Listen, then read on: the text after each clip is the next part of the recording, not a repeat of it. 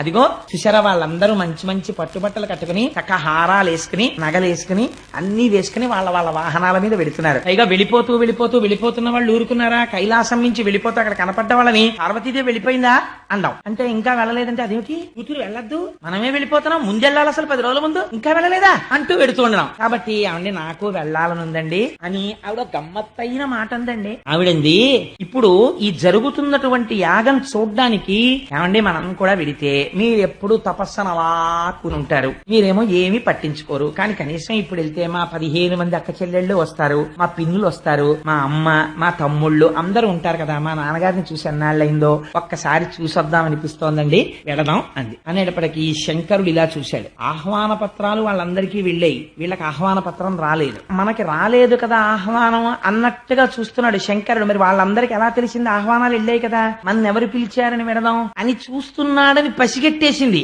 ఆయన మనస్సు తెలియని ఇల్లాలా మా తల్లి. అందుకని ఆవిడంది ఏమండి పిలవలేదు అందుకే కదా మనం వెళ్ళకూడదు అన్నట్టుగా మీరు చూస్తున్నారు, మిగిలిన వాళ్ళు పిలిస్తే వెళ్ళాలి కానీ కొంతమంది పిలవకపోయినా వెళ్లి తీరాలి. అలా ఎవరెవరిళ్ళకి వెళ్లాలో తెలుసా? జనక తండ్రి గారింటికి పిలవకుండానే ఆడపిల్ల వెళ్ళొచ్చు, ఎందుకంటే చతుర్థి విభక్తి వేసి కన్యాదానం చేయడు అందుకని వెళ్ళొచ్చు. గురువు గారింటికి పిలవకపోయినా వెళ్ళవచ్చు, వెళ్లి గురువు గారి దర్శనం చేసుకుని రావచ్చు. సుహృత్ స్నేహితుడు మనసెరిగినటువంటి స్నేహితుడు, ఆయన మన్నేం పిలవలేదు కదా మనం వెళ్ళక్కర్లేదు అనకూడదు, ఎప్పుడో అప్పుడు ఒకసారి వెళ్లి చూసి వస్తూ ఉండాలి స్నేహితుడిని. జననాయక రాజుగారి ఇంటికి వెళ్ళి రావచ్చు, రాజుగారు పిలవలేదు కాబట్టి మనం వెళ్ళలేదు అనకూడదు, రాజు ఇంటికి వెళ్ళాలి. సజ్జనులైన వాళ్ళు పిలవకపోయినా పెడతారు ఇక్కడికండి. అంటే ఇప్పుడు వెళ్ళకపోతే పిలుపు లేదని నువ్వేమైపోతావు కాబట్టి మనం వెళ్ళొచ్చు అంటాడు. శంకరుడు తక్కువడా? ఆయన అన్నాడు పార్వతి నువ్వు చెప్పినది యథార్థమే, ఇంటికి పిలుపు లేకపోయినా కూడా ఉత్సవం జరుగుతున్నప్పుడు ఆడపిల్ల వెళ్ళవచ్చు అధికారం ఉంది. కానీ నేను కూడా ఒక మాట చెప్తాను విను. కొంతమంది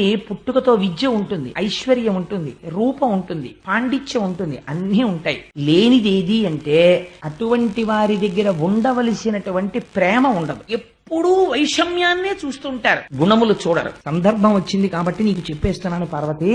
ఇతపూర్వం మీ తండ్రి గారు నన్ను ఒక సభలో అవమానం చేసి మాట్లాడారు. దానికి అంతటికీ కారణం ఏమిటి? నేను లేచి నిలబడలేదు అని ఆయన అనుకున్నాడు. కానీ అసలు జరిగిన యథార్థం నేను చెప్తాను విను పార్వతి అన్నాడు. దేహభ్రాంతి కలిగినటువంటి వాడు తను వస్తున్నప్పుడు తన శరీరమునకు నమస్కారం చెయ్యాలని కోరుకుంటాడు. కానీ ఆత్మస్థితిగతుడైనటువంటి వాడు అంతటా నిండి నిబిడీకృతమైనటువంటి వాసుదేవుడే లోపల నడిచి వస్తున్నాడు అనుకుని ఆ బ్రహ్మమునందు రమిస్తున్నవాడు ఆ వాసుదేవ దర్శనం చేసుకుని అలాగే ఉండి ఆ వాసుదేవుడికే తన మనస్సులో నమస్కారం చేస్తాడు. నేను అలా చేశాను మీ నాన్నగారికి. కానీ వారు దేహబుద్ధి ఎందున్నారు, తన శరీరానికి లేచి నిలబడి నమస్కారం చేయలేదు అనుకుంటున్నారు. కాబట్టి వారికి నా స్థాయి తెలియలేదు.